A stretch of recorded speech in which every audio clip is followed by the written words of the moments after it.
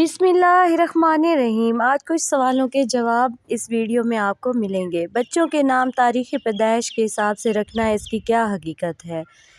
اس کا جواب ہے ضروری نہیں ہے۔ حدیثوں میں تاریخوں کا ذکر نہیں ہے کہ بچے کا نام تاریخ کے مطابق رکھا جائے۔ سوال نمبر 2 ہے کہ والدین کی طرف سے اولاد کے لیے اچھا تحفہ کیا ہوتا ہے؟ تو اس کا جواب بھی آپ کو ملنے والا ہے۔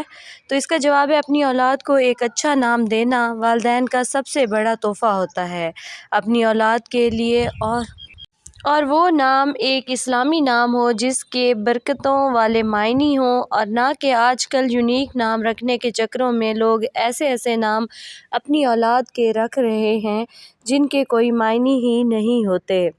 تو سوال نمبر 3 ہے کہ بچے کی پیدائش پہ اس کا نام رکھنا کس کا حق ہوتا ہے؟ اور یہ سب سے زیادہ پوچھنے والا سوال ہے کہ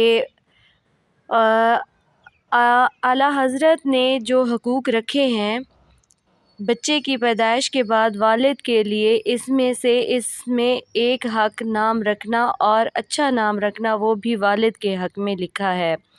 وہ حق جو قرار دیا ہے وہ والد کا حق قرار دیا گیا ہے، اور ہاں اگر والد نام نہیں رکھ رہا اور اس نے اجازت دی ہے کسی اور کو نام رکھنے کی کہ میری جگہ پہ کوئی اور میرے بچے کا نام رکھے تو وہ بھی رکھ سکتا ہے۔ تو سوال نمبر 4 ہے کہ خوش قسمت بچے کن مہینوں میں پیدا ہوتے ہیں؟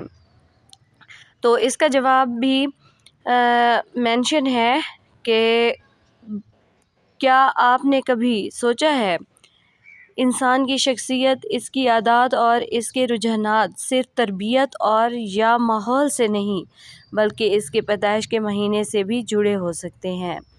جدید سائنسی تحقیق اور علم نجوم کے مشاہدات اور ماہرین کی آراء اس بات سے متفق نظر آتی ہے کہ پیدائش کا وقت انسان کے مزاج اور صلاحیتوں پر اثر انداز ہوتا ہے۔